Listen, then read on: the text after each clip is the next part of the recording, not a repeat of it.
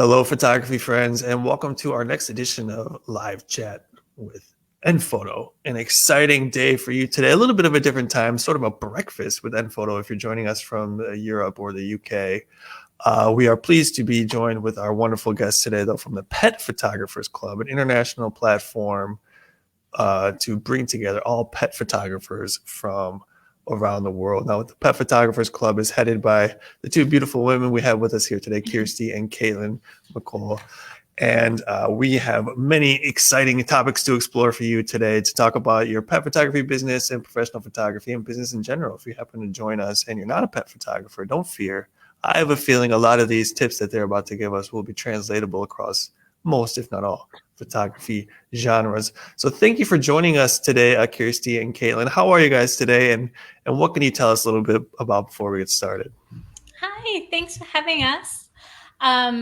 It's an evening chat for me. I'm in Melbourne, Australia, so I'm one half of the Pet Photographers Club. And yeah, we're really keen today to talk about streamlining your business. The examples that we've got are pet photography specific because we're the Pet Photographers Club. We're both our backgrounds are in professional pet photography, but as you said, it's definitely applicable to all sorts of different genres of photography. So we do like to get quite geeky with me, especially with like automation and streamlining and that kind of thing. So we thought this would be a fun one to share with your watchers, listeners. All right. Now, let us say hello to us in the comments if you're joining us today and let us know where you're coming from. We can have quite an international audience today. As Caitlin mentioned, she is in Australia right now. So say hello to us in the comments. Let us know where you're coming from. Let us know what kind of photography you do. We might assume pet, but maybe not. Again, what we're going to talk about today is kind of for pet photographers, but it can be used for mostly anybody. Top 5 tips to streamline your business is the topic for today. But before we jump into that, there's something else I want to bring up, and that is the Pet Photographers Club has an exciting event coming up, and that is the International Pet Photography Awards. Now, this is the 3rd year you guys are doing this, if I'm not mistaken. What more can you tell us about these awards, Caitlin or Kirstie? Yeah, so this is the International Pet Photographer of the Year Awards. They were the first of their kind. This will be the 3rd year that we run the awards.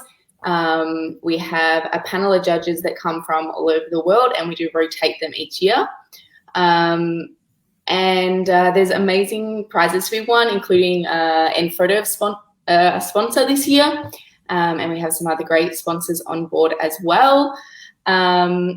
To give you a bit of an idea, I think there were around 1,500 entries last year. So it's definitely, if you're not a pet photographer, you might be a bit surprised that our industry is growing that big, which is really exciting for us. And we expect an even larger number of entries this year as well. So you do have some fierce competition, but don't ever let that stop you from entering because you've got to be in it to win it. Yeah, it's always great. It's a free awards too. I wanted to mention that because I think it's a little bit of a different approach to competitions. It's something that we're really proud of being able to put together. It does obviously involve a lot of generosity from sponsors and from the judges who volunteer, but it means that it can be open to literally anyone. So it's open all around the world. I think we had like 56 different countries last year. Is that right, Kirstie? Like it was really international, which is obviously the idea of the International Pet Photography. But yeah, so we have all different countries and different experience levels too. So we have a professional entry category, but we also have the non-professional emerging category. So if you're not a professional pet photographer yet, but you still have work that you're proud of, as Kirstie said, you have to be in it to win it. So yeah. We're very excited. Bring on the judges.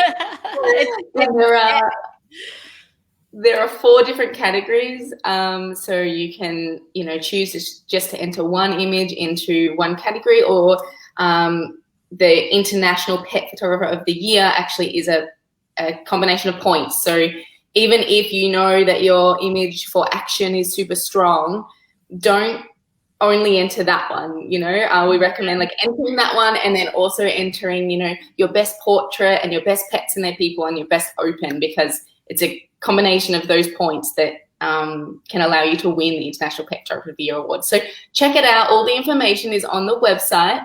It's pretty easy to find, thepetphotographersclub.com/awards. We will pop a link in the comments for you anyway. But yeah, looking forward to seeing lots of your images come through. May 1st that opens. Yes. Put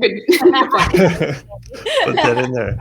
Yes, and as Kirstie said, I have posted a link to these awards in the comments. Look for the nPhoto Lab comment, and we will pin it to the top once we finish this live chat today. Let us know if you have any questions about these awards at any time throughout this chat, and we'll be happy to field them and answer them for you.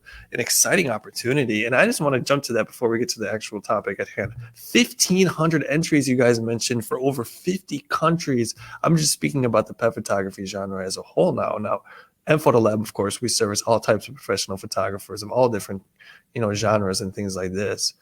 And I have to say, I'm on the inside, so I understand a little bit. Yeah, that's an emerging genre. That's really, because pet photography, it's something compared to wedding or something, it's kind of a new kid on the block. But just tell me a little bit more how much this is growing. It really is something that is taking the world by storm, isn't it? Yes. So I know I started 2012, I think, as a pet photographer. I was the only one in Adelaide, so in my city in Australia at the time. There were a couple of family photographers that had added pets to their options, but nobody that specialized in pets. I know Caitlin was around a year or two before that. And probably the first in Australia would be Charlotte Reeves, who is amazing. By the way, check out her work. She's been a judge for us in the past, and her education platform is also a sponsor of the awards. Before that came a few in the States. So it's sort of, that's kind of the background. And if you think it grew from that only, 10 years ago, or a few more in the States, to what it is today, like Caitlin said, 56 countries. Like if you look through our membership, it's amazing. I mean, I see a country pop up that I think, whoa, like we're there now. Exciting, I mean, I'm talking about tiny islands or really small populations, and it's fantastic to see. And the community, I must say, is beautiful amongst pet photographers. Like there's this real feeling of community. Everybody wants to help each other. So if you are new to the industry or you're thinking about adding pets, like don't ever be afraid to join a community like ours. So we're primarily a podcast. Well, that's how it began. Now it's a full education platform, basically, the Pet Photographers Club, with the awards and the conference and everything now. But there's also a few other platforms as well. And when you jump on those, especially in the Facebook groups and things like that, they're really active and everybody is really supportive as well. And I don't know, I feel like that must be a part of why the industry has grown as well as it, as quickly as it has over the years. And yeah, now more people are getting involved. I don't know what your opinion is of that, Caitlin.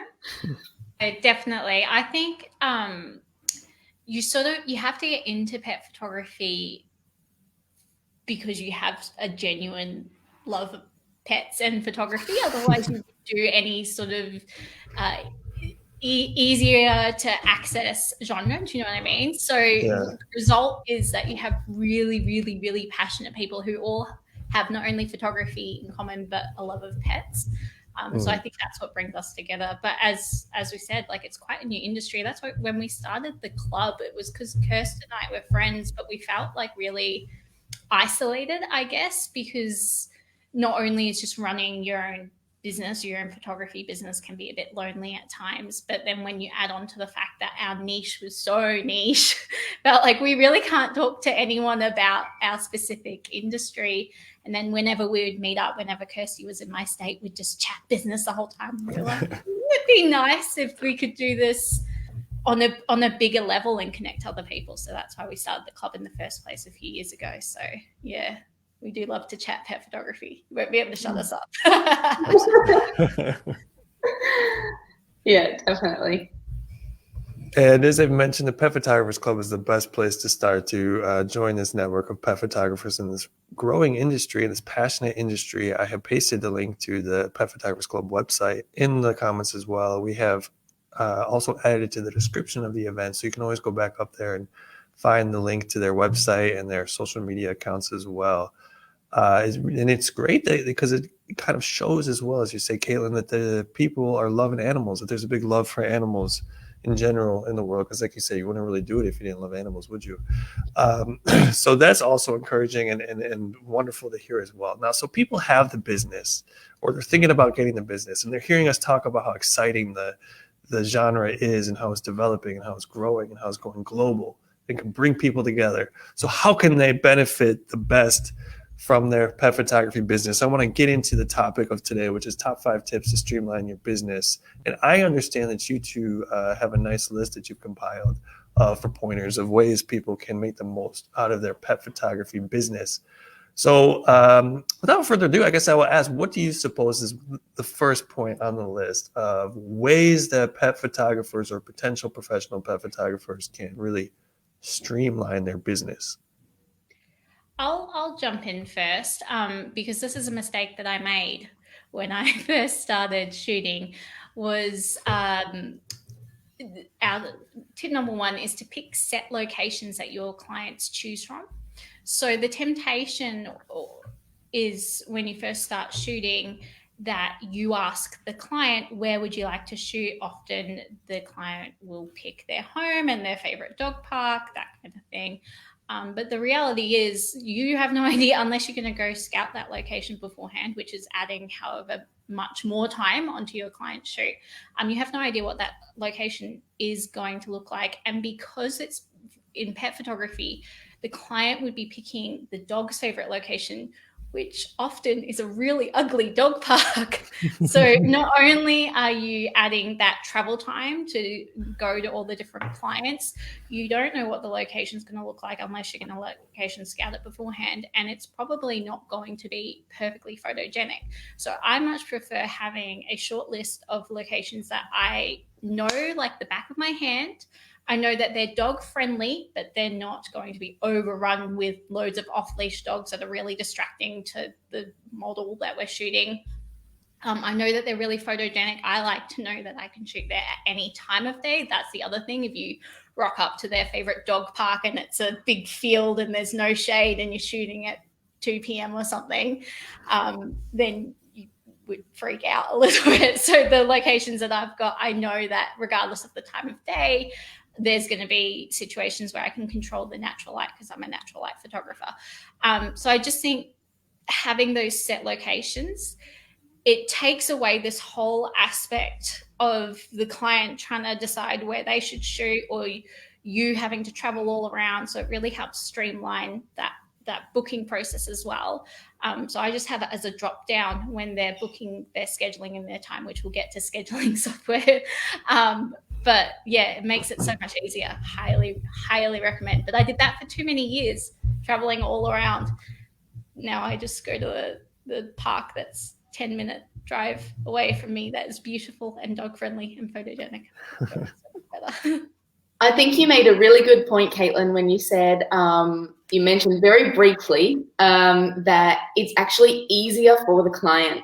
So at the end of the day, most of us as photographers make decisions in our business that, well, in the end of the day, profit us, but part of that is making sure that it's a great experience for the client. And I think sometimes we focus on that a little bit with blinkers, and we actually forget that, you know, like it can initially seem like, oh, it will benefit the client the most if we ask them what they want, like what's important to them, which definitely that is important to know as well. But do we need to ask them to make more decisions than necessary? No. And at the end of the day, they came to you because you're the professional and they trust you, and they came to you because your images on your website and on your socials reflect an image that they want. And the client can't see like we see. And so they're going to say, yeah, something special to me is my local dog park. And you go there and there are 15 Dobermans because they're having a Doberman party. And you've got like a dog that's scared of other dogs. And, you know, so you have the issue of the sun is straight down, and then also like your dog is anxious that you're trying to photograph, or whatever else situation. So even though the client might have the best intentions by choosing their favorite dog park, it doesn't end up often. It doesn't end up actually being the best thing for the client. So if you kind of reverse your thinking a little bit, like what really is the best thing for the client is allowing them to trust you because you know. And if you just do like what Caitlin did, and I started doing it too, these are my recommended locations, pick one. And then if the client really isn't sure, you know, how they feel about that, they will say like, oh, yeah, location's special to me. And you can discuss it with them. And maybe you can decide that, yes, you will go there for a travel fee. Or maybe you decide, you know, that you can find a way to ensure the client understands why that actually isn't a good location. I think that's what you do, isn't it, Caitlin? Yeah, I do. Look, don't get me wrong. 1 out of 15 sessions, maybe, I don't end up doing my set locations for various reasons. They have a cat, so obviously not taking the cat to the park, or they have really reactive on-leash dogs, that kind of thing. So, like, even just last week, I had 2 little dogs, and they booked in their session and then contacted me to say, look, we've picked this park, but we really think we should probably do it at home because this and this reason. Basically, the dogs are really reactive on lead to other dogs. So they were really uncomfortable taking them to the park. That's no problem. 1 out of 15, 1 out of 20 sessions that I can make an exception to. As you said, if it was that they were further away and they really didn't want to come in, then we could charge a travel fee. Although most people are happy just to come in, which saves so much time. I remember I used to spend hours driving to all these different locations. And now once I realized you can just tell people to come to you, why did I not do that years ago? But you know, it does take a bit of confidence to say this is where you have to come, but you'll find that if people want to work with you, then they'll do that. So yeah, Absolutely. I think it's a really great tip. Oh, sorry, Eugene, go on. No, go ahead, Kirstie, if you have something to add. Go ahead. No, I was just going to say it's a good tip and actually leads on really well to another point that Caitlin mentioned, or was wanting to mention, about utilizing scheduling software, because she mentioned in her drop down for selecting a location, it's part of her scheduling software. So I think a lot of photographers are still doing the, you know, client sends email, maybe you get them on the phone after 15 attempts, back and forth, and are not necessarily embracing scheduling software. If you are, great, fantastic. If you're not, there might be a reason. But I know both Caitlin and I use scheduling software. I use Acuity, but there are a bunch of options available to you where they can choose, you know, from a calendar, the shoot that, you know, the shoot date that they want. You might decide that you just want to use that for making the initial phone call. You might not even use it for your booking the actual shoot. But there are plenty of times along the way. I mean, depending on your business structure, you might have multiple appointments. I know some photographers do pre-planning appointment, then photo shoot, then the ordering appointment, then the pickup appointment. Maybe there's another one that I've forgotten right now, wardrobe appointment or something. And I mean, that's a lot of back and forth. Like, let me check with my husband. Let me check with my wife. Let me see if I can get the day off work, you know, back and forth when you suggest a date. So just having a calendar that syncs to your calendar with your availability, I think it makes it much easier on the client to be able to just choose something that suits them. And if they wake up, I don't know, at 8 o'clock in the morning before your phones are open and they decide like, oh, now is the time I'm going to book, it's available to them. They can just jump on your website and book it in. And you can still totally, I know a big objection is like, I like the personal touch. You can still have an amazing personal touch. Like, let them book it in there and then get them on the phone or still get them in for their appointment or whatever. Or you can still book it in for them if they make a phone call. But having it as an option, I think, really opens the door, makes it a lot easier on the client, which we already mentioned earlier. Like, that's usually our goal, is to create a great client experience. And so, yeah, if you're not already utilizing some kind of scheduling software, that would be our second tip, to look at something like Acuity. I don't know if you have another suggestion, Caitlin? There's Calendly as well that a lot of people talk about. I also use Acuity, so that's just the one that I tend to recommend. It's pretty user-friendly. And yeah, as Kirstie said, any of these scheduling softwares, just link into your Google Calendar, your iCal, so you can preset the times that you're available. One of the top ones that top aspects that I would be looking for in this software is to make sure that you can set the number of shoots you do per week. So some of them will only give you limitations for how many clients you have per day, for example.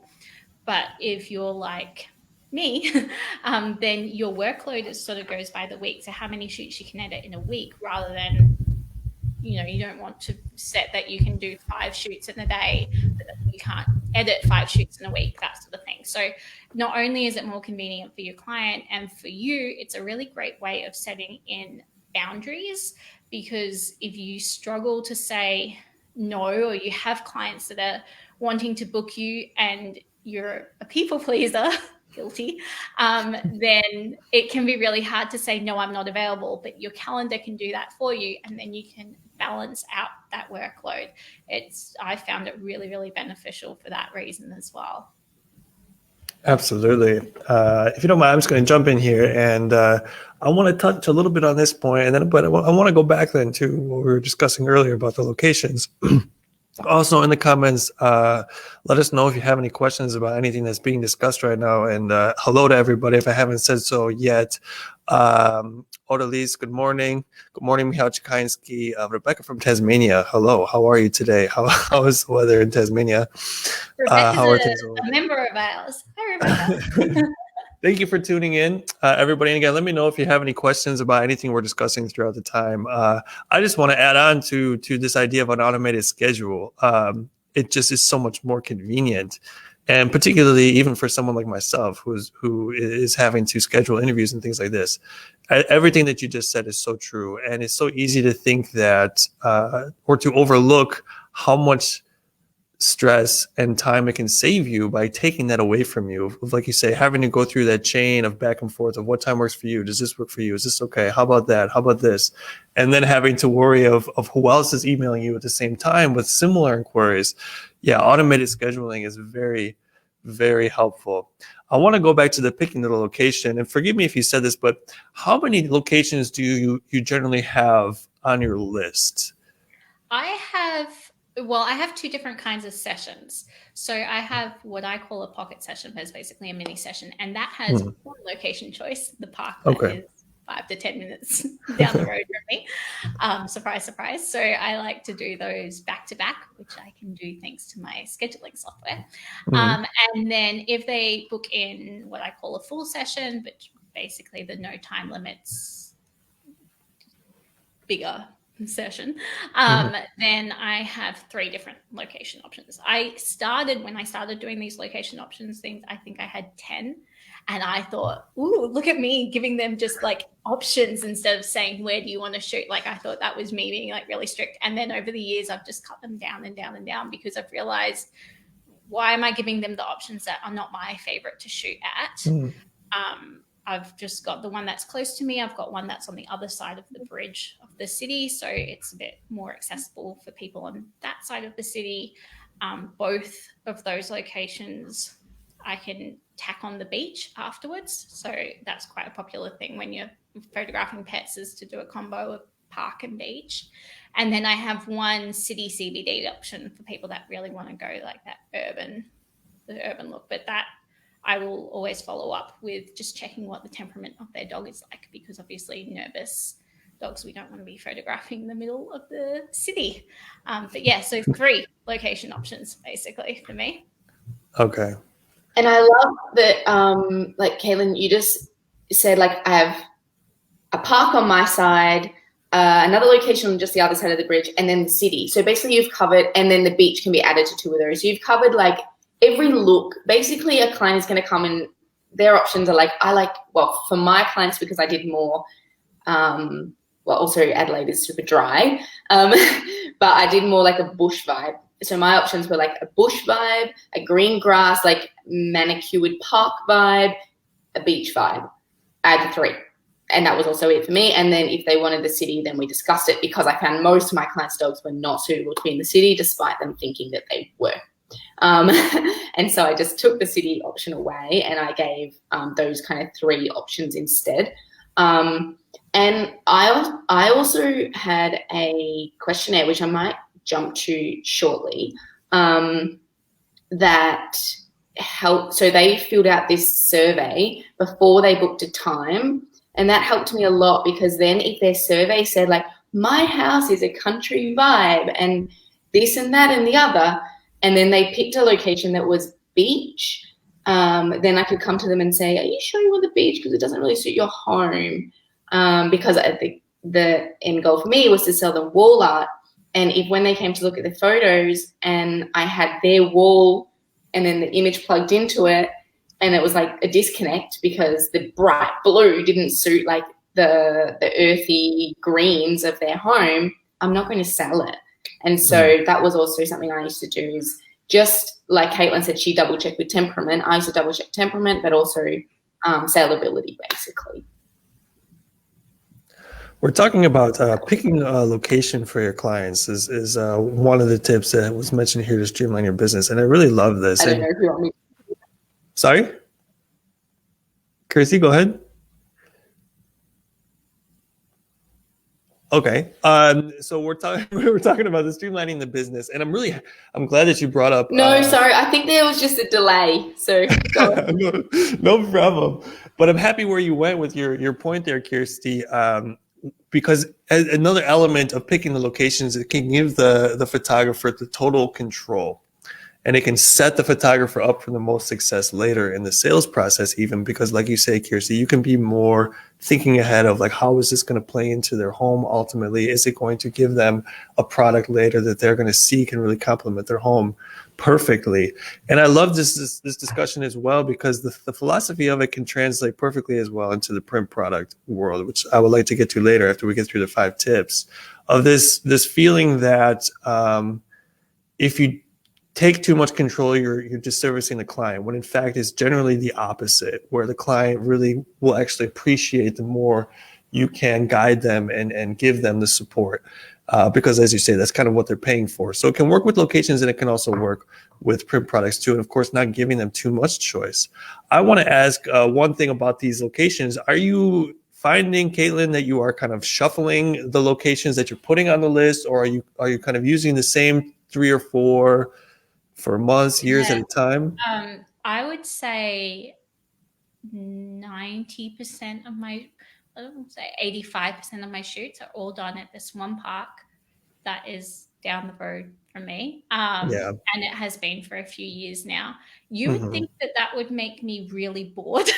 But actually what it does really nicely is allow me to focus 100% of my creativity and 100% of my mind on the dog, because every dog that I'm photographing is completely unique, and they all have their own idiosyncrasies and behavior things that I have to work with and work out how to bring out the best of this animal. So rather than having to look around of, oh, what's a good spot to shoot here, or what's the light doing here, that kind of thing, it's almost like this park has turned into my own studio. I get a bit annoyed when it's busier. What are you guys doing at my park? But having the confidence that I know everywhere in this park, I know all the different areas. I know where to take a dog who is a little bit more shy, the more sheltered spots. I know where to take the dog to do some zoomy action photos, that kind of thing.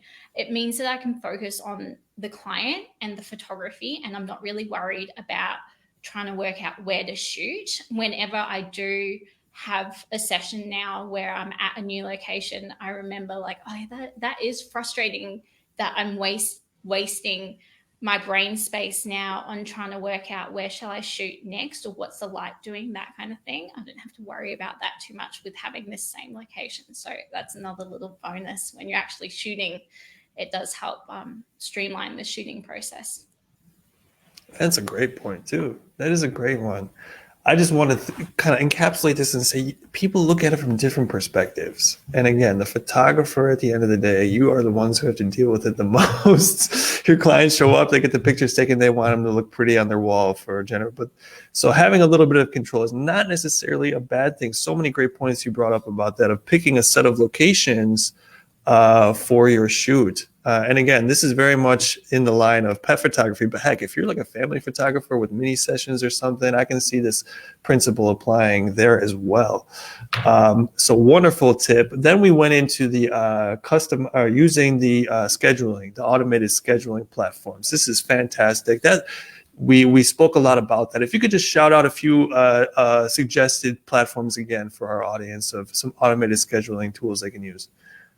Yeah, so I think my delay might be back. Not so bad now, right? Okay, great. So the one that Caitlin and I both use is Acuity. We've used it in our photography. We use it for the Pet Photographers Club, for scheduling interviews. We use it for everything. It's just easy. If you're using Squarespace, it's also part of their organization, and so it streamlines really well in with Squarespace. But even if you're not, you can either just share a direct link through like a book now button on your website or something, and it'll be on its own page. Or you can usually embed it into your website as well. So that's one option that we know very well, which is why we mention it. We're not affiliates or anything, we just like it. Mm-hmm. Another option I know people use is Calendly. If you haven't looked at that one. And then there's another one that's like Meet Me or something. Anyway, if you just Google like scheduling software, you will find a bunch, because I know we haven't changed from Acuity in like many, many years. So I'm sure there are more that have come out now. Some of the CRMs also include like photographer-specific CRMs include a scheduling software now. I think Dubsado does. I'm not overly familiar, but yeah, look into the CRM that you're using in case they have something built in. That would be the other tip there. Okay. Let us know in the comments if you currently use an automated scheduling system or a photographic related CRM. Let us know if you do and which one you do if you do. So that was another great tip, to use an automated scheduling software. What's another tip you have? So we have the locations, we have the automated scheduling platforms. What's another top tip to streamline a pet photography business? I think one that goes on really well from using scheduling software is to use automation tools to automate your social media. So in case you haven't guessed already, Kirstie and I are quite big fans of utilizing technology to save yourself time in your business. It just gives you more time to focus on your clients and your photography. You're not wasting minutes, hours, days doing the sort of behind the scenes stuff that doesn't really have to be done manually. So anytime that you can use an automatic tool, we're big fans of. I've actually got, Eugene, I just remembered as I'm talking about this, we've got a free download for 10 tools to automate your business. So I'll pop a link to that if you want. Yeah, please do. Don't have time to go through all those tools, but as I'll say, I'm pretty sure we put a list of these together. But in automating your social media, we use a tool called Buffer. So I quite like to use that. And because it plugs into Zapier, see, now I'm going to start getting into tools, and that can be a whole other hour's conversation. But okay, so basically there is a website software called Zapier, which can connect different apps that you're using together so you can create your own automations. So for example, if I upload this photo into Dropbox, it will post onto my Instagram, that kind of thing, when we're talking about social media. Or it will post into my Buffer, and Buffer posts to your Instagram or to your Facebook, that kind of thing, at a scheduled, so that it's not just posting all the time, which means you don't have to remember, oh yeah, it's Monday morning, I should probably post a photo from that session.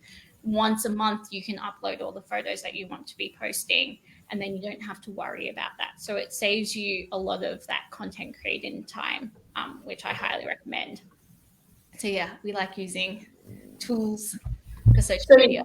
Just to simplify Caitlin's option, if you Caitlin gets a bit nuts with all her Zapier and this and that, everything has to automate.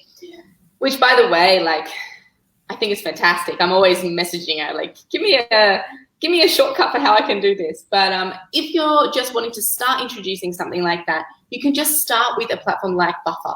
You don't have to do the Zapier and the Airtable part and all the others and Google Drive connection, etc. You can just start with Buffer or Plannerly, I think it's called, or whatever. Any of those scheduling software, even like Facebook has a built-in one now. So you can just schedule everything in advance, set and forget. It does probably take a little bit longer because you have to go in and add each post individually. But honestly, if that means that you get it done, then do it that way rather than, I'm going to do that once I learn Zapier, you know. But yeah, if you know how to use Zapier or if you're keen to learn it, honestly, not a huge learning curve with Zapier. I mean, I've never watched a tutorial. Probably I should because I do everything the long way, I guess. And I've managed to use it for all of my businesses, and I find it super useful. But yeah, definitely. Well, we just like Buffer because it auto posts to Instagram, which some of them do not. So that's just one tip for when you are looking for a scheduling software for your social media. Make sure that it does auto post to Instagram.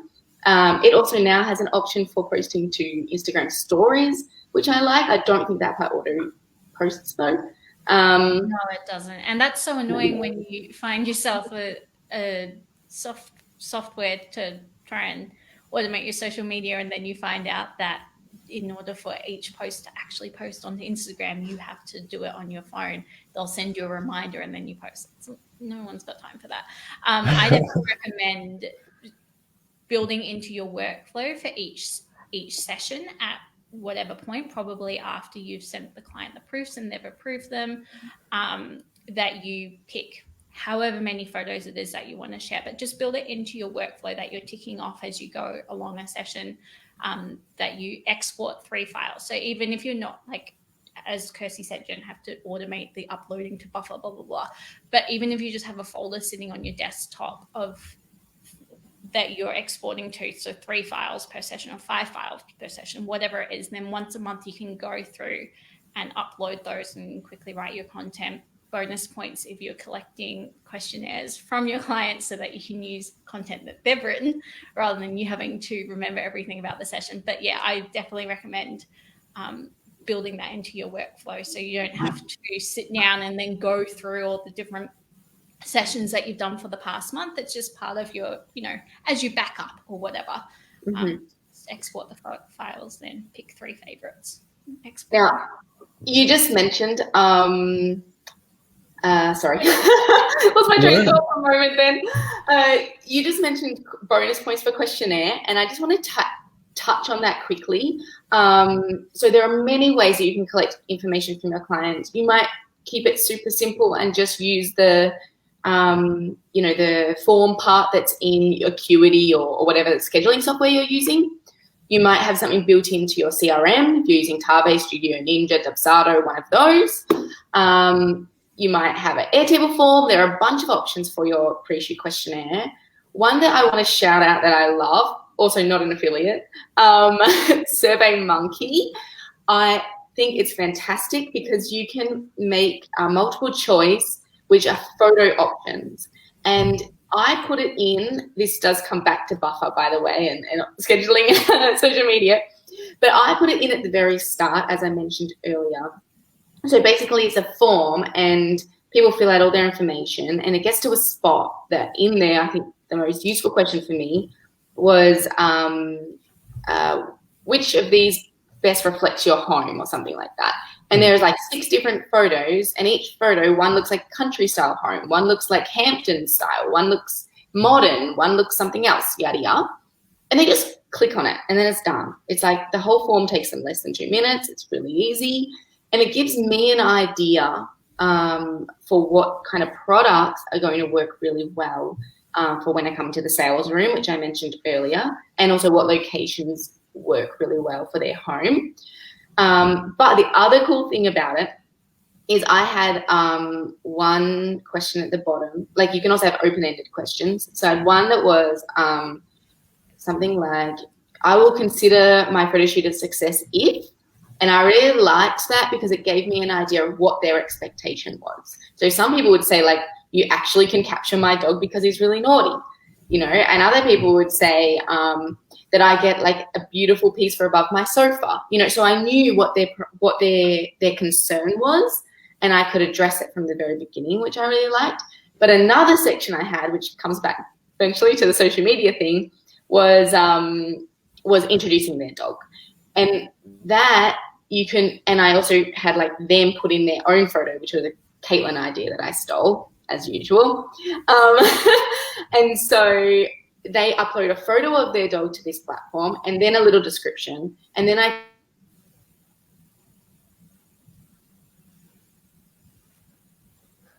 then she used Zapier to post that to social media as a welcome. I know exactly what she does. Well done, Caitlin. It works really well actually using client sent in photos as a way to welcome them. But yeah, as Kirstie's, that's such an unfortunate. No. So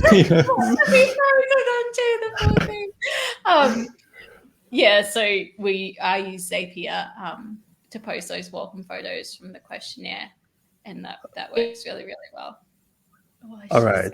And it's a great idea too, to have the questionnaires and to get the information about clientele as much as you can before the shoot, as Kirstie was saying, to make sure that she delivers what they're expecting and to be ready. Oh no, we seem to have lost Kirstie. I feel her pain.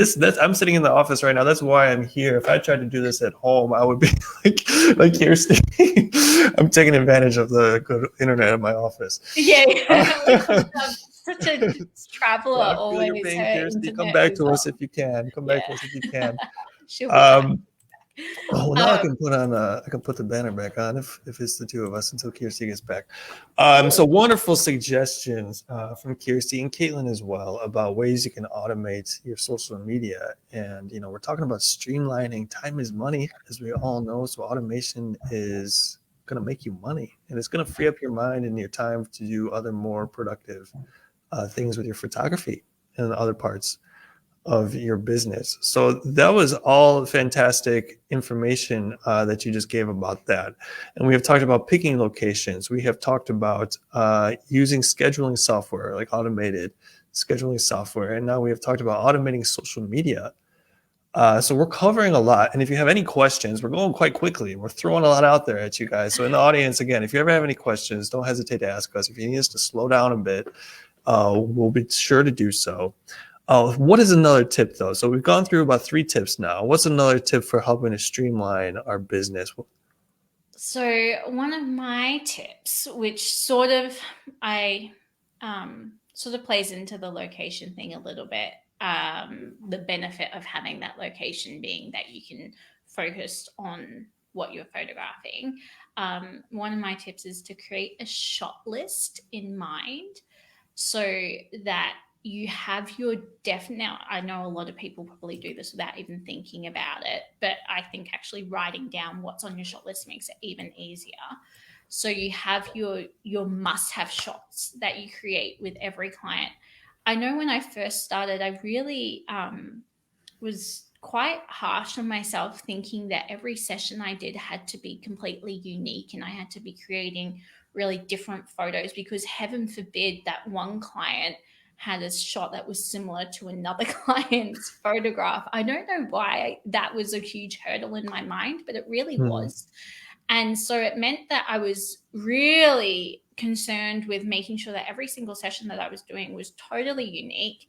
And in reality, the experience for both the client and myself and the dog is so much more relaxed when I have in my head, not that the client knows I've got this shot list, but I have in my head the shot list of photos that I know I have to nail. So I'm not umming and ahhing, not trying to recreate the wheel every time I have a session. I know, okay, well, now I'm going to do the shot of the dog in between the 2 humans, and the dog's looking up at the camera and the humans are looking down. And this is a shot that everyone loves because their faces aren't huge in the screen, but they get that snuggly, they're cuddling their dog vibe to it. I know that that's a winner. I know that 9 out of 10 clients want to pick that shot. So it's okay that every session has it, because for them, it is completely unique. Well, hey, Kirstie.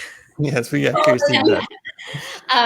For Welcome them, back, that's a Kirstie. completely unique photo because it does capture their dog. As I already said, every dog is special, every dog is unique. So it's okay if the poses are the same. So yeah, it's a helpful way to streamline the actual shooting process, is having a shot list in mind and taking the time to write that. We've got a free download for that too, so I'll send that too. we like to put freebies together. Okay. It's pet photography specific, but yeah, the different sort of poses that sell really well. And the longer you do this, the more you start, obviously, with any genre, working out what poses do sell really well. And then it gives you time and space at the end of the session to get a little bit creative if the environment is right. So if it's a dog that's quite nervous or old or sick, then I'm probably not going to try to do some really quirky, creative, weird poses with them. I'm just going to do what I know will work, and probably try to shorten the session time as much as possible to make it more comfortable for the dog. Whereas if it's a puppy who's loving the camera and we're nailing all these shots, then we'll start to do something really left field at the end of the session, when I already know I've got the shot of their nose, I've got the shot of them walking down the path, I've got the shot running towards it, like that sort of thing. So yeah, having a shot list in mind, definitely recommend. And I'm back. Hi. And that shot list, I'm not sure if you mentioned at the start, Caitlin, in the beginning, you might like to have it actually written down, like in your camera bag. When you go to change lenses, you can quickly refer to it. And you didn't already mention that, did you? Okay, good. You can refer to it if you're feeling a bit like, if you're new to pet photography, I'm suggesting, or you're wanting to add a few extra things that you don't normally do, or if it's a new location or something and you might be getting a bit rattled, it can be always just great just to have it written down. Like Caitlin said, get the nose, get the paws, get the walking shot, get the walking backwards shot, away shot, etc., etc. The bum shot. The bum shot, the big smile, the looking up at the camera, etc. And you don't have to use all of them every shoot, but you can just have something to refer to. And once you've done those same stock shots every session, 1,000 sessions, you won't refer to that list anymore. But in the beginning, it might be a good idea to have it there just as like a fallback. And that way, you mightn't even look at it, but it might help you feel more calm. And working with pets, that's really important. Like if you're stressed, they're going to feel it. Just like if the owner is stressed, the human is stressed. And so anything you can do to just make sure that your head is clear, as Caitlin has mentioned on multiple points now, she was saying about the location, having just a location it allows your head to be clear. And then the same with, everything you do along the way, if you can just be focusing on the one thing, which is to engage with that dog in front of you and capture beautiful photos, it just makes everything much easier. So yeah, keep it in your bag if you want to, or on the back of your camera if you prefer. But I don't know, I don't really like flicking through. I like just pretend I'm changing a lens or something. I just think working with animals can be unpredictable as it is. So the more ways that we can build it into just our systems and our workflow while we're shooting, that we don't have to be thinking about all these different options. I just think it makes it so much easier, so you can focus all of your energy on how do I get the best out of this animal that I'm working with. It's not like photographing humans. It's a whole different ball field. So yeah. And just on that, just keep in mind as well that it's a shot list to give you a guide, but obviously you're not going to apply it to a dog that it doesn't suit. As Caitlin said, an older dog, she'll stick to the very simple ones, and then a dog that's like, does circus or dance or something and can do all the tricks and super calm in a busy environment, well, then you can push them a bit further.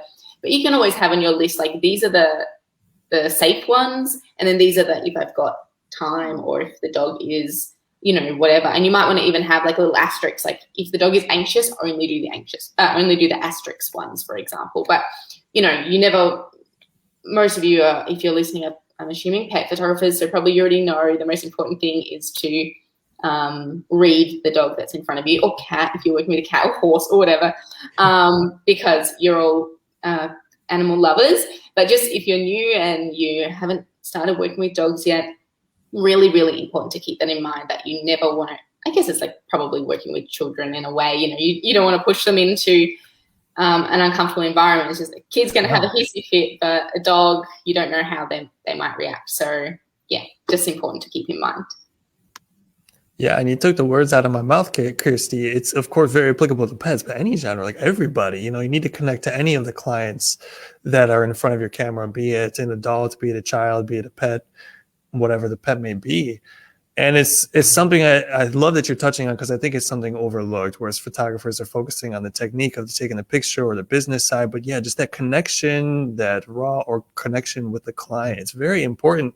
And clients you don't see for very long, and so of course it's really, really hard to make a true connection with somebody you don't have much prior experience with. And so taking advantage of all the time that you have when they're together. So having the ways to automate your business and streamline it as you're suggesting, so that you can spend as much time and energy focusing on making the best connection with your client, be it a pet, an animal, or human. I think this is great. This is absolutely wonderful advice. So having a shot list. So I know a shot list can be one of these great debated topics among photographers across all genres. If you're somebody who is thinking about it, these are some great reasons to consider it. And let us know in the audience if you do currently offer a shot list or not. So I think that's an interesting question to get from our audience as well. If you do use a shot list right now or not, and if you're considering starting to use one. So again, just another way to make it a little bit easier for you guys and get you an idea of where to start at least. And these, not like you were all suggesting, not that you can't try something else, but these shots that you're coming to them for a reason, and that is you're seeing clients repeatedly asking for them. These seem to be the popular shots. So it's kind of hard to go wrong. I know Kirstie had a moment, you were kind of running through some of the must-have shots that you tend to find in photo sessions, but just for some of our maybe aspiring or beginning pet photographers, what are 2 or 3 of the most common shots that you see your clients asking for and wanting? Yeah, definitely. Sorry, I think when you've done like hundreds and hundreds of photographs of the same subject, I mean, not the same subject, but of dogs, for example, they're very top of mind for me. But definitely, if you've just started out, that's not going to be the case. Your safest shot, I think, is always the dog looking up, because you always get the sky highlighting the eyes. However, I personally find this shot very hard to sell, because it's also the same shot that the owner has of their dog, because they use the iPhone. And so because they already have the shot, it's hard to sell it. You have to do something exceptional with that shot to make it sellable. But if you are just starting out, that's like your safest shot, because the biggest problem, or the biggest challenge that we usually find is getting catchlight in the eyes of our dogs, especially if you're in a overcast environment. So that would be like if I'm just starting and I want to learn just like how to get a nice clean shot of a dog, that's what I would do. If you're including people in the shot, then the safe one I find is always the cuddle. I get my clients on the ground. I make sure that they don't look awkward. For example, you do not want your clients kneeling, like on their knees, because they will look like an amputee. And if they are an amputee, but that's okay. But if they're not, they don't want to look like an amputee. And they always want to kneel on their knees, don't they?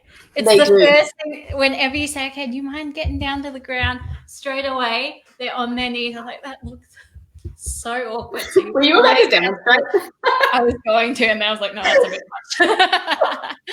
much. Every time, they always want to kneel down on their knees, because they're not thinking about what it looks like, and you've just told them to sit on the ground. So you have to be specific about, get down on your bum, or I love them lying on the ground. That's a really flattering pose, personally. But yeah.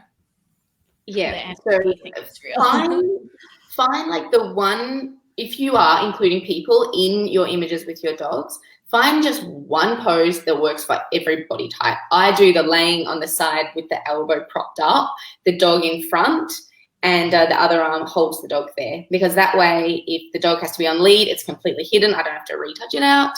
And if it's a woman, which it primarily is, it's always flattering. If it's a man, I probably wouldn't do that same version, but I would do a more masculine version of that, depending. But most of my clients were women or couples, and so I would have the woman laying like that.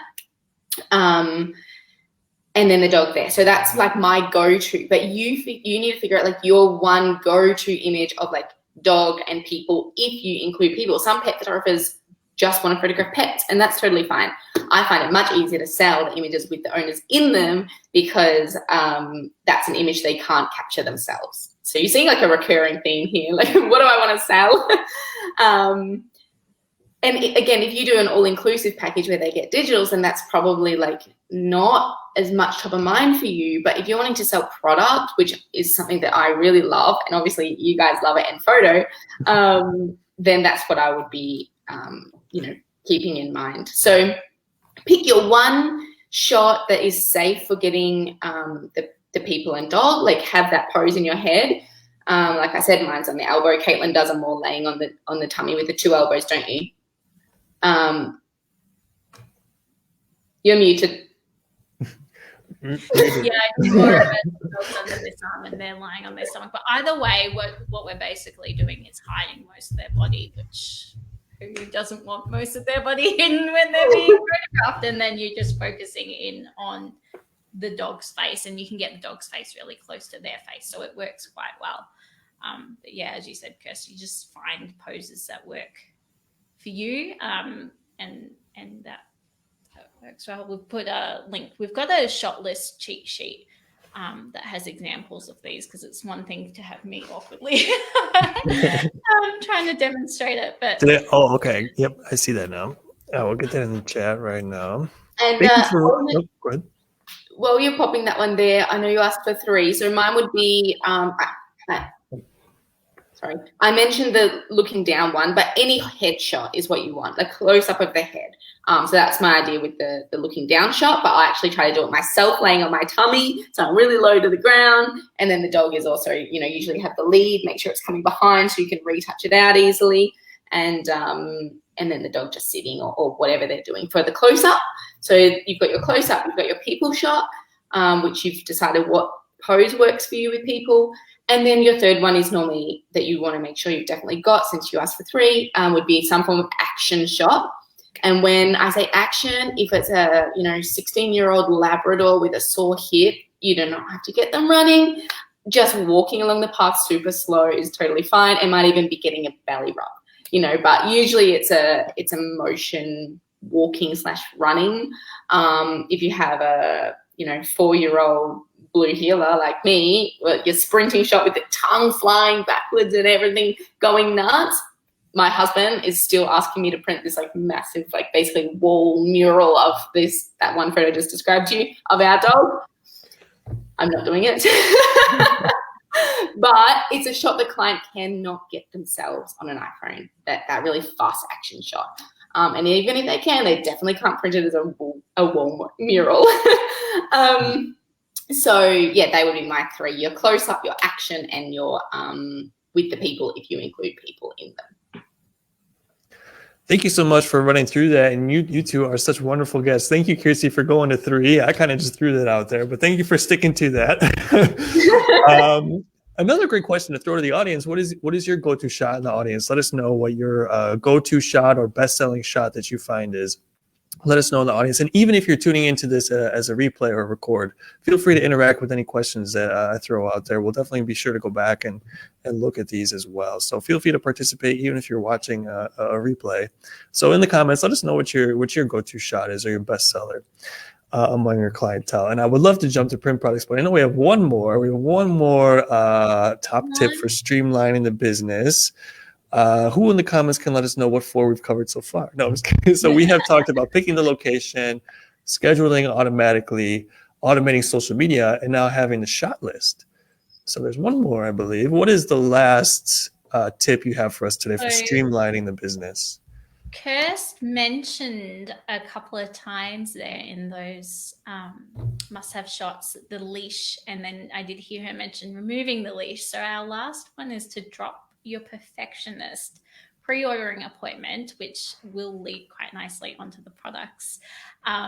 Basically, it's something we see a lot of our members a trap we see a lot of our members fall into when they first start photographing pets, is thinking that the photos have to be perfect before you show the client in order for you to sell products to them. And something that both Kirstie and I have found out, and we know a lot of other photographers who have been doing this for a while have found out, is that that really isn't necessary. By all means, if you cannot bear to show your clients your unretouched photos, you do you. But I personally think you are wasting a lot of your time when you are going to the trouble to edit out leashes, which is something that pet photographers have to do, out of every photo that you don't know whether or not the client wants to even purchase yet. So that was a huge time saver for me when I realized that I can show them photos that have the leads in them and say to them, those will be retouched out. And that's it. They still buy them. It's totally fine. They're not turned off by the fact that there's a leash behind. You can have an example before and after. Sometimes older clients get a little bit like, what, really? How? Why? I don't have the before and after specific to their shoot. I just have a before and after to show them, this is what it looks like with the leash there. During the session, I teach them how to hold the leash, so it'll be easy for my retoucher to magic that away. So I have that before and after, and then they can visualize what the end result is going to look like. I personally always show proofs before we go to print, so they can double check that retouching. That's just part of my workflow. But yeah, dropping that perfectionism will save you so many hours. When I look back on those days when I used to perfectly retouch every session before the ordering appointment, and they didn't buy every photo, it's just, the hours I could have saved. So that's a big one for us. And there's also another cool thing I really enjoy about not removing the lead for the ordering appointment is it's an opportunity to work during the ordering appointment to make it more engaging. And so what I get the client to do is hold their thumb out like this and close the eye, and the thumb hides the lead. And it sounds crazy, but everyone does it and everyone cracks up laughing as they do it. And I bet that they all remember not necessarily what made them laugh, but that they laughed during the ordering appointment. And again, we're coming back to this same topic again and again, that the idea is that the client has a fantastic experience, and not just that they buy lots, but that they have no problem that they spent lots buying lots because they had a fabulous experience. And just a little thing like that, as a little gimmick to get the clients laughing, it's like two birds, one stone, because they're laughing by doing this little trick, and you don't have to edit the leads out. So, I mean, why do you do it? And of course, yes, it can be helpful if you have, like Caitlin said, before and after. I would usually remove one lead out of the client's gallery, but I really like that Caitlin just said that she doesn't even use the client as an example. I mean, why? Good point. Yeah, you definitely don't need to. They just need to see generally what it looks like before and after a leash is removed. And it is important that you explain to them at the start of the session, and before the session, that leads will be removed. It's kind of a massive value add to what we're providing as professional pet photographers. Most people's dogs aren't going to be okay to pose perfectly off leash. They're not these amazing animal models that we have come in. They're just everyday pets, and that's okay. And having them be on leash if they need to be on leash, most of the ones that I photograph do need to be on leash. And the fact that we can fix that for them as part of the service is huge. I do make a point of reminding them before the session in the sort of how to prepare email that gets sent out that harnesses can't be removed, because obviously when you have a great big piece of material in front, that's very different than removing a tiny little piece of material out the back against the backdrop. So that's worth reminding. If you're just getting into pet photography, you will be doing yourself a lot of favors if you make sure that clients come with a collar, because so many people walk their dogs on harness, and they wouldn't, as the client, consider whether or not that can be Photoshop palatable. So having the collar only. And I just want to touch on one other thing quickly related to that, about the no need to be a perfectionist in preparation for the ordering appointment. It's not just about lead removal. It's also about everything. Like, not everything, but all editing, sorry.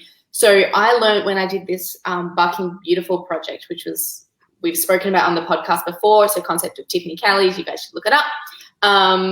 But basically I photographed women and their dog in a kind of glamour way in the studio for this, this series I was doing. And I used that series as a way to trial a new method of selling, which was same day sales. So I did the shoot, and then the client took the dog for a walk for 20 minutes around the block. And then they came back for the ordering appointment. And I can hear many pet photographers being like, what? Because everybody edits properly, like everything in full. But I didn't even do skin retouches. I did nothing. It was like straight out of camera. In that 20 minutes, it just gave me a chance to upload images because I wasn't shooting tethered, and do a quick selection. So I got it down to, 20 images or something, instead of having to go through and don't worry about that one, you're blinking. Other than that, no editing at all was done. And I still had all of my clients place orders just like they would have if it was my usual method. And so from then on, I never did full retouches again before the ordering appointment. I just did Lightroom batch edits. But depending on how you're shooting, if you're shooting in a studio, you might not have to do any edit at all before the ordering appointment. If you're, doing a real fine art kind of style, you might need to do one sample image. You will have to adapt this to whatever style you shoot in. But yeah, just like Caitlin said, like try to pull back on the perfectionism, and you can always perfect them. And we all do perfect it after they've ordered it. So that way you're spending your time wisely and you're getting paid for that time that you're spending, or that your retoucher is spending and you're paying them. So yeah, it's not just about the lead, it's about everything with the edit. So Katie Moran asked Kirstie whether or not we do instant viewings when we're not editing the images. I have to clarify, for me, I do edit them. Like I do a batch color in Lightroom, and I do the culling and all of that. I'm just not doing retouching, specifically with pet photography, not retouching the leads, because that's just a huge part of pet photography in general. But as Kirstie said, if you can make it work to do more instant viewings, I think it would be a lot easier in a studio environment, because obviously I can't do instant viewings at the park anyway. But yeah, I am doing a batch edit of colors and that kind of thing, but it has streamlined my editing process, saved me hours. It takes an hour for me personally to edit a shoot, depending on whether or not it's a full session or a pocket session, a little bit less for a pocket session. My most time consuming thing is picking the photos that I'm going to show them. That's just my perfectionism still sneaks in there. So that's my own bad, but I always have a timer going there because I like to calculate how much I'm earning per hour for each session. And that tries to keep me a little bit honest, but yeah, that's our tip. And I think it leads quite nicely into the fact that you can then spend more time on the images that are actually being ordered, that you're going to create these beautiful printed products out of. Which ones are going to be up on the wall, and they're the ones that you spend the extra minutes of time on, rather than wasting your time on something that you might think is beautiful, but the client doesn't respond to at all, and they don't want that as a 20 by 30 up on their wall. So yeah. Yes, and thank you for that question, Katie Moran. We answered it kind of indirectly, but there it is. And what a wonderful piece of advice that you both gave in regards to that. I will just chime in a little purely from kind of that sales and the psychology perspective. That's kind of my forte. There is that fine line and that balance between instant gratification and, as we say, perfection. So of course, not all the time. We're not suggesting you do everything all the time one way or the other, but as Kirstie says, offering some instant viewing sometimes can still have tremendous, maybe even better results for you than having to take those 2 to 3 days or however long in between the shoot and then seeing the client again to show them the images again. If you can get them sometimes when it's fresh on their mind, when they're still excited, when they're like, oh, we just had it, let's see it, that can really benefit sales too. There is some sales and psychology behind that instant gratification aspect of it too. So that's a really great thing to talk about.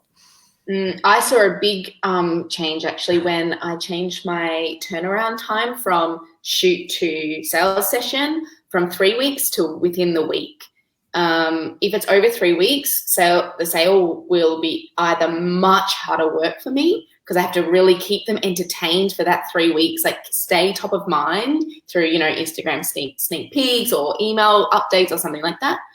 And then when they come in, get them all excited again, or the sale will really suffer. If I can get them within the week, it's like, I don't know, it seems to be a really big difference between within the week and over the week. And I imagine, I did see that the same day sales was also great, but I was trialing a different thing, so I can't really compare because it wasn't apples with apples. But I know that there's lots of research or science, sort of psychology behind that instant gratification. So yeah, if eliminating the leash removal, for example, before the order appointment means you get them in quicker, I think you'll see a good result for your pocket as well.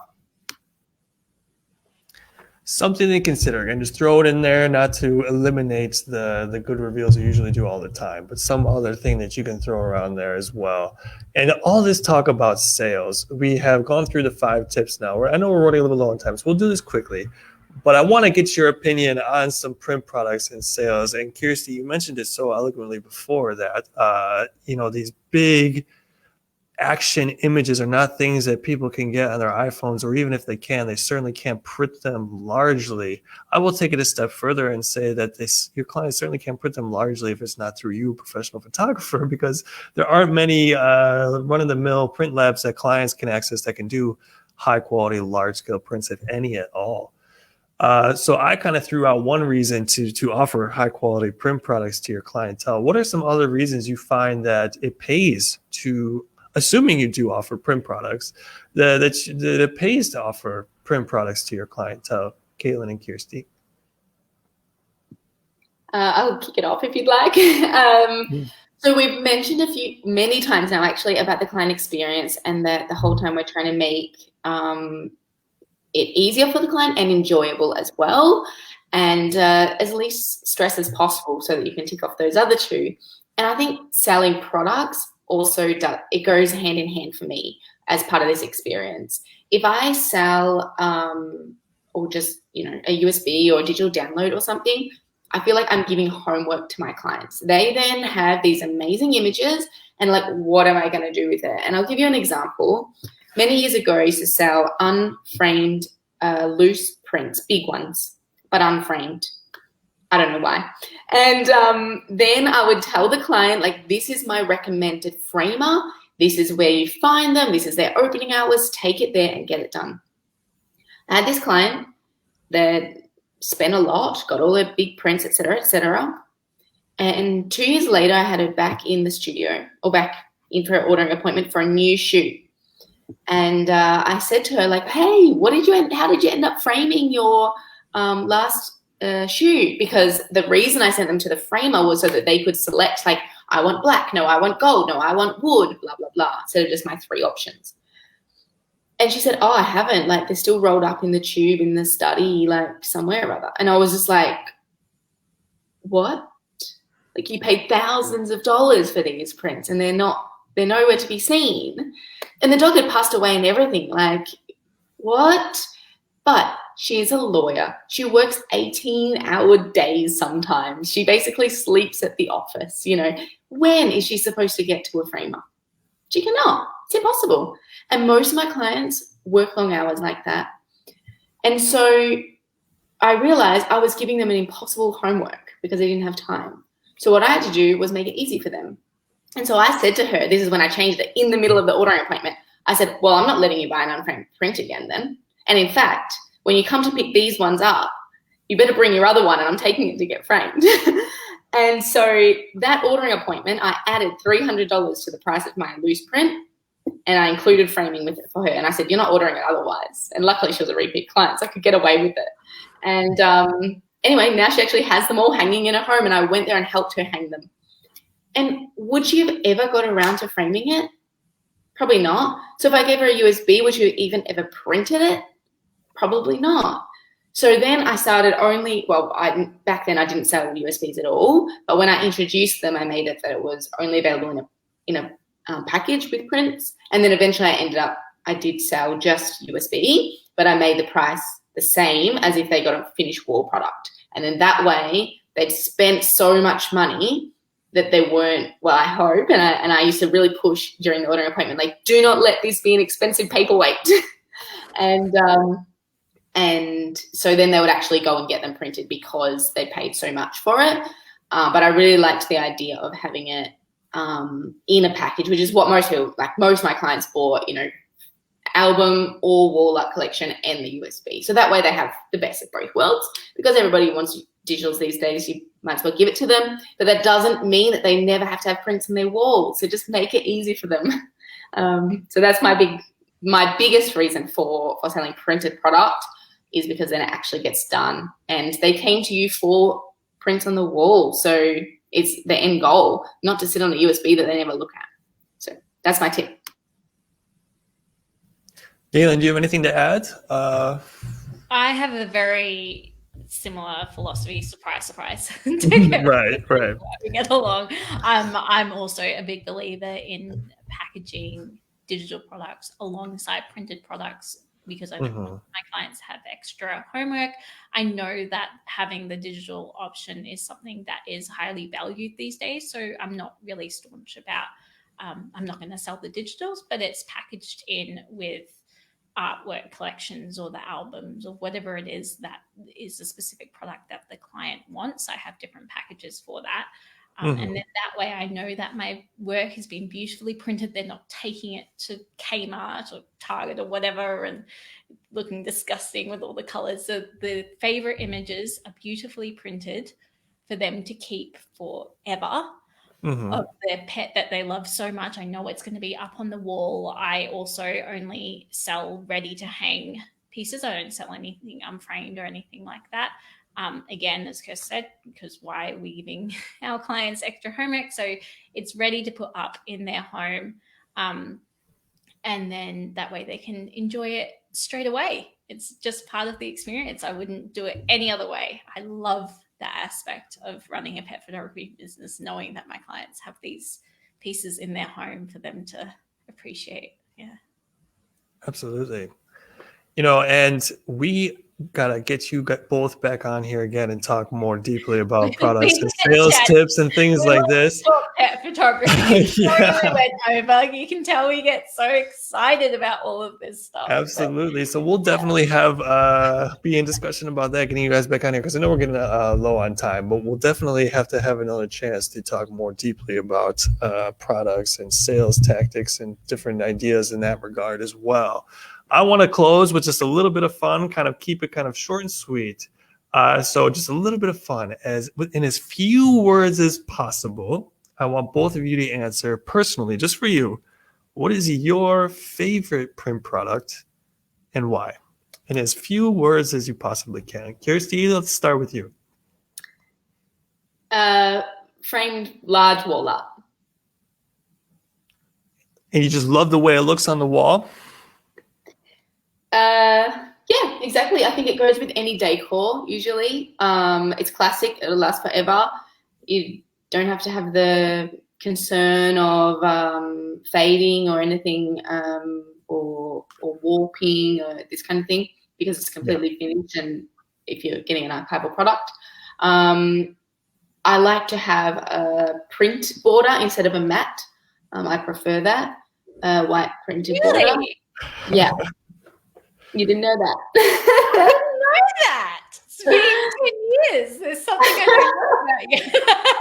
And what a conspiracy theory.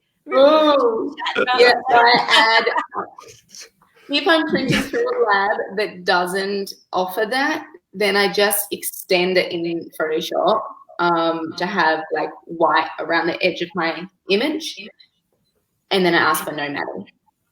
Okay. I love mats. I can't believe that we have such opposite opinions. Ooh. I'm anti-matte.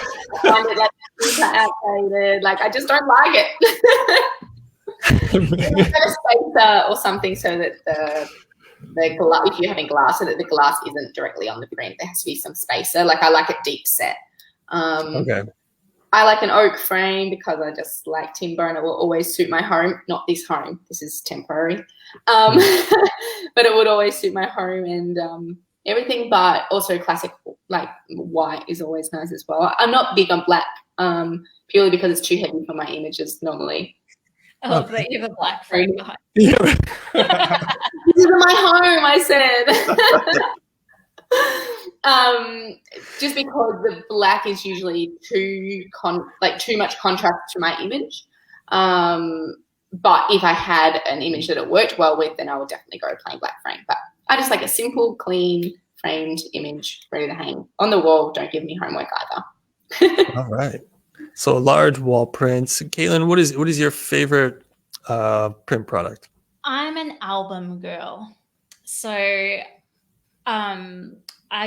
can't go past them. I think for pet photography, they're just such a beautiful keepsake. There is the reality of what we're doing is there's a lifespan, I guess, to who we're shooting, and some clients will keep those big pieces up on their walls forever, but some might not want to. And I just feel like a beautifully designed album is something that they can take out and enjoy long after the dog is gone. When don't get me wrong, I love to sell large wall art, and I think it's wonderful while it's up and being enjoyed, but I think that it might not be up forever, whereas the album is something that can be enjoyed for many years to come.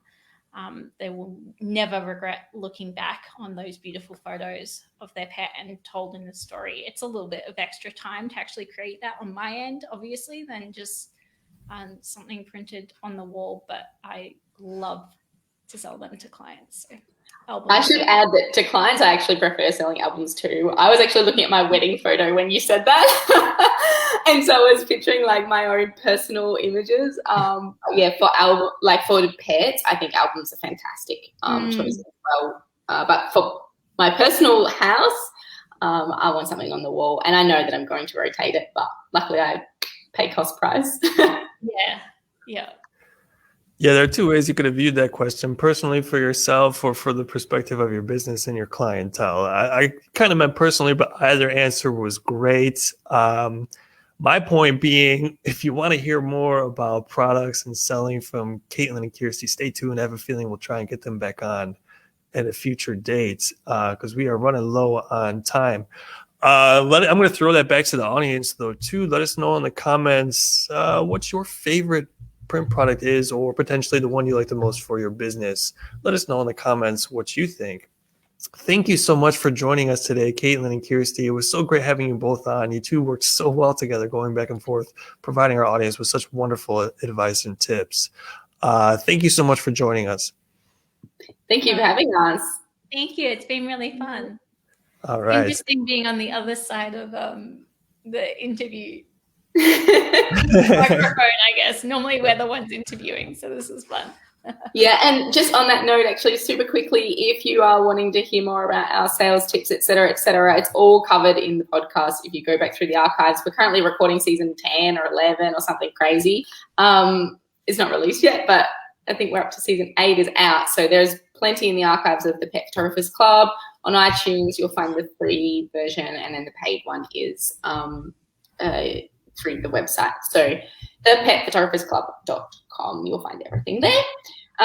But we look forward to seeing all your entries in the awards that are coming up. They open on the 1st of May. Don't forget nPhoto is a sponsor, so you've got to be in it to win it. A bunch of other amazing sponsors as well. But thank you so much for always supporting our growing industry, Eugene. No problem. And all the links to the Pet Photography Club, their social media, their website is in the description, and you'll find it in the chat. Do yourself the favor. Check them out. And I'm certainly going to do my darndest to get these two beautiful ladies back on the live chat program soon enough. Thank you, everyone, for joining us, and take care. Bye-bye. Thank you.